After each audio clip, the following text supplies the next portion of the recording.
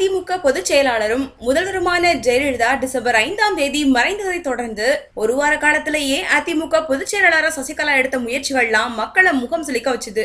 ஒவ்வொரு நிர்வாகிகளா போய் சிலத்துக்கு அழைச்சிட்டு வந்து எங்க யாருக்கும் தகுதி இல்ல, கட்சியை காக்க வந்த காவல் தெய்வமே நீங்க தான் அப்படிங்கிற ரேஞ்சில பேச வச்சு பேட்டியை ஒளிபரப்ப வச்சு அவங்க அடிச்ச கூத்துக்கெல்லாம் அளவே இல்ல. இதுல பன்னீர்செல்வமும் கட்டாயப்படுத்தப்பட்டதால சின்னம்மா தான் வரணும்னு ஒப்பிச்சிட்டு இருந்தாரு. தம்பிதுரை போன்றோர் இத நாபி கமலத்துல இருந்து உறக்க சொன்னாங்க. அப்புறம் ஒரு சுபயோக சுபதினத்துல பொதுக்குழு உறுப்பினர்களை மட்டும் கூட்டி வச்சு சசிகலா அதிமுக பொதுச் செயலாளர் நியமனம் செய்யப்பட்டாங்க.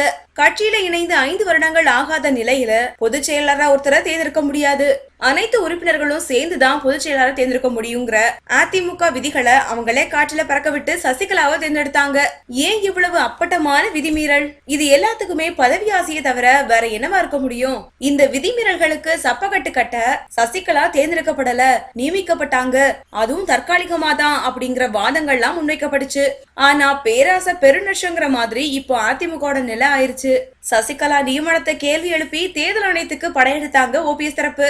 பொதுச் செயலாளர் தேர்வு நியாயமா நடைபெறலங்கிறதுக்கான ஆதாரங்களை அடுக்கியது ஓபிஎஸ் தரப்பு. இதனாலதான் இரட்டை இலை சின்னம் முடக்கப்பட்டிருக்கு. தனி ஒருவரின் பதவி ஆசை எத்தனையோ கனவுகளுடன் எம்ஜிஆரால் ஆரம்பிக்கப்பட்ட ஒரு கட்சிய அதல பாதாளத்துல தள்ளியிருக்கு. அந்த தனி ஒருவரின் முதல்வர் நாற்காலி ஆசைதான் இன்று அதிமுக 2ஆம் உடையவும் காரணமாயிருச்சு. இந்த வீடியோ பிடிச்சிருந்தா லைக் பண்ணுங்க, வீடியோ பத்தின கமெண்ட்ஸை போஸ்ட் பண்ணுங்க. மேலும் இது போன்ற தகவல் தெரிஞ்சுக்க எங்க சேனலை சப்ஸ்கிரைப் பண்ணுங்க. நன்றி.